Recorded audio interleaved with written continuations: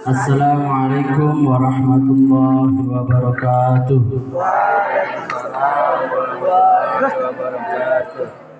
Qala Allah Ta'ala fil Qur'anil Azim. A'udzu billahi minasy syaithanir rajim. Bismillahirrahmanirrahim. Ya bani Adam qad anzalna 'alaikum libasan yuwari sawatikum wa risha ولباس التقوى ذلك خير ذلك من آيات الله لعلهم يذكرون. Sadaqallahul Azim. Surat Al-I'raj ayat 26 yang artinya, wahai anak Adam, telah aku turunkan kepada kalian pakaian untuk menutupi auratmu, tetapi baju takwa itulah yang lebih baik. Maka malam ini saya menggunakan baju takwa. Itulah sebagai tanda atas kekuasaan Allah. Mudah-mudahan mereka tetap ingat. Jadi poinnya, walibasut taqwa dzalika khair. Sesungguhnya baju takwa itulah yang lebih baik.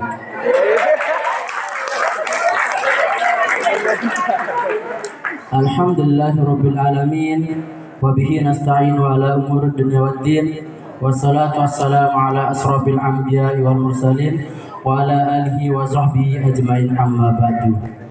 Yang sama-sama kita hormati Bapak Pengasuh Pondok Al-Mukarram Tuan Guru Haji Marwan Hakim Arsyad dimanapun beliau berada, semoga dalam keadaan lindungan Allah Subhanahu wa taala. Beliau adalah bapaknya pendidikan di desa Iprapa. Kenapa saya bilang bapaknya pendidikan? Beliau telah sukses mendirikan lembaga pendidikan formal pondok pesantren yang sekarang umurnya 19 tahun. Yang mana pondok pesantren Riyadul Falah didirikan pada tahun 2004. Saya lahir 2004, tapi bedanya Riyadul Falah dibangun dengan kegembiraan dan kebahagiaan. Saya lahir waktu bencana pada 2004. Saat orang di Aceh teriak ketakutan, ibu saya teriak kesakitan. Yang sama-sama kita hormati juga para muallim, wabil khusus Bapak Ketua Pondok kita, Bapak Ustadz Sobirin, yang beliau anak dua tapi masih cari mama muda untuk Herlinda. Yang sama-sama kita hormati juga Kakanda Ustadz Muhammad Abror, yang beliau sebentar lagi akan kehadiran jagoannya, yang menurut prediksi dokter anaknya laki-laki. Ini menambah saingan kita, karena di Gen Arsyad itu yang mendominasi itu adalah anak laki-laki. Jadi persaingan wajah itu sangat ketat. Tapi tetap saya yang paling buruk. Puji syukur kehadirat Allah Subhanahu wa taala, Zat yang maha tinggi yang menuntun hati kita untuk terus meniti, menggali dan menyusuri inti kehidupan duniawi dengan limpahan maghfirah ilahi. Semoga limpahan maghfirah, inayah, maunahnya tetap curahkan kepada kita semua. Amin amin ya rabbal alamin. Kedua kalinya salawat serta salam tetap kita haturkan kepada junjungan alam Nabi besar Nabi Muhammad sallallahu alaihi wasallam. Beliau telah mengeluarkan kita dari alam kegelapan menuju alam terang menerang, yakni agama Islam. Dengan kata lain, minaz zulumati ilan nur, atau dalam bahasa Inggrisnya from the dark to blackness.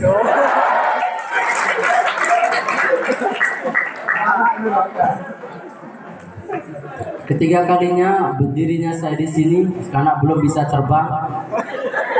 Jadi saya di sini akan menyampaikan mau'izatul hasanah yang bertema amaliyah yang bercorak sunnah bukan bid'ah.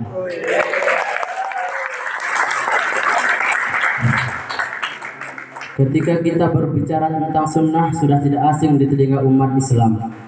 As-sunnah menurut bahasa adalah at-tariqah wala ghairah mardiyah. Apa? At-tariqah wala ghairah mardiyah. Cara, metode atau perilaku walau tidak diridui. Itu menurut secara bahasa. Adapun as-sunnah menurut istilah ialah metode yang dilakukan oleh Nabi sallallahu alaihi wasallam. Ibnu Rajab Al-Hambali menjelaskan yang dimaksud dengan as-sunnah adalah jalan yang ditempuh oleh Nabi dan para sahabat yang terbebas dari keserupaan atau subhat dan syahwat. Adapun sunnah menurut syariat atau fikih ialah sesuatu yang dianjurkan tapi tidak diwajibkan. Adapun pengertian dari ulama usul fikih, nah ini yang SMA apa tahu usul fikih, ialah sesuatu yang khusus datang dari Nabi, bukan Al-Quran, tetapi dapat dijadikan dalil dalam menetapkan. Syekh Abdul Qadir Al-Jailani yang hidup 471 Hijriah dan wafat 561 Hijriah atau 1077 Masehi sampai dengan 1166 Masehi menjelaskan, fasunnatu ma sunanuhu Rasulullah sallallahu alaihi wasallam, yang artinya as-sunnah adalah sesuatu yang diajarkan oleh Nabi, dalam kurung meliputi ucapan akwal beliau, ahwal perbuatan beliau, takrir penetapan atas apa yang dilakukan oleh para sahabat. Sudah menjadi keharusan dan kewajiban kita sebagai umat Islam untuk mengikuti sunnah Nabi. Sebagaimana Nabi bersabda, "Alaikum bisunnati wa sunnati khulafa'ur rasyidin min ba'di." Ikutilah sunnahku dan sunnah khulafa'ur rasyidin setelahku. Jelas-jelas Nabi SAW memerintahkan kita untuk mengikuti sunnah dan sunnah khulafa'ur rasyidin setelahnya. Apakah kita tidak malu menjadi umat Nabi? Kita diperintahkan untuk mengikuti sunnah, tapi kita tidak pernah mengerjakan sunnah. Tetapi seringkali amaliyah yang kita lakukan seringkali dituding sebagai suatu bid'ah dengan dalilnya al-bid'atu dhalalah wa kullu dhalalatu finnar. Ahli Al-Hafidz Ibnu Hajar menjelaskan, wal muradu biqaulihi kullu bid'atin dhalalah ma uhdisa min dalil syar'i wala dalil has bi tariqi hasin wala ammin. Yang dimaksud oleh sabda Nabi, semua bid'ah sesat adalah sesuatu yang diperbaharui namun tidak memiliki dalil secara syar'i, baik secara umum ataupun secara khusus. Jadi dapat kita simpulkan, sesuatu yang memiliki dalil secara umum bukanlah bid'ah. Perlu kita tahu dalil yang dimaksud dengan bid'ah secara umum adalah yang dijelaskan oleh Imam An-Nawawi yang wafat 676 Hijriah dan Imam Izzuddin bin Abdissalam mendefinisikan bid'ah dengan redaksi yang hampir sama, yaitu melakukan sesuatu yang baru yang tidak dilakukan di masa Nabi sallallahu alaihi wasallam. Maka oleh sebab itu para ulama membagi bid'ah menjadi dua bagian. Ada bid'ah hasanah dan bid'ah sayyi'ah. Ulama hadis lain Ibnu Hajar dan Imam An-Nawawi bahkan ia mengutip dari pendapatnya Imam Syafi'i yang diriwayatkan oleh Al-Hafidz Al-Baihaqi dan Al-Hafiz Abu Nu'aiman yang berbunyi, qala as-Syafi'i al-bid'atu bid'atani mahmudatun wa madmumatun, fama wafaqa sunnatu fahuwa mahmudun wa ma khalafaha fahuwa madmumun. Bid'ah atau sesuatu yang baru itu dibagi menjadi dua. Yang pertama mahmudah atau terpuji, yang kedua madmumah yang tercela. Apabila sesuai dengan sunnah maka ia dinamakan bid'ah yang terpuji. Apabila ia bertentangan dengan sunnah maka ia tercela.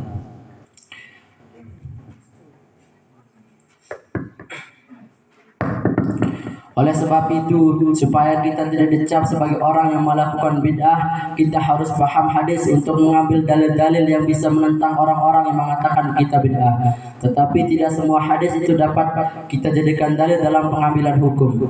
Karena terkadang ada hadis yang palsu, yang mengatasnamakan nama Nabi, padahal Nabi tidak pernah bersabda tentang itu. Maka para ulama membagi hadis itu menjadi 3 bagian. Yang pertama ada hadis sahih, yang kedua hadis hasan, dan yang ketiga hadis dhaif. Masing-masing hadis ini memiliki definisinya masing-masing. Yang pertama hadis sahih. Hadis sahih memiliki definisi. Yang pertama, perawinya adil atau dapat dipercaya. Yang kedua, silakan waktu. Yang kedua, sanadnya nyambung. Yang ketiga, ingatannya kuat. Yang keempat, tidak ada ilat atau cacat. Yang kelima itu tidak ada syad. Syadid ini bukan syad boy atau syadid, tapi yang dimaksud syad itu bertentangan dia dengan hadis yang lebih kuat. Ada satu sunnah Nabi. Sebelum saya tutup, saya ingin menyampaikan satu syair yang sangat saya sukai artinya, yaitu innaman nasu hadisan faqul hadisan husnan wa. Sesungguhnya manusia itu akan meninggal, maka hendaknya engkau meninggalkan kesan yang baik. Sekian dari saya, kurangnya dan murni dari saya, lebihnya datang dari Allah. Wallahu muwaffiq ila aqwamit thariq. Assalamualaikum warahmatullahi wabarakatuh.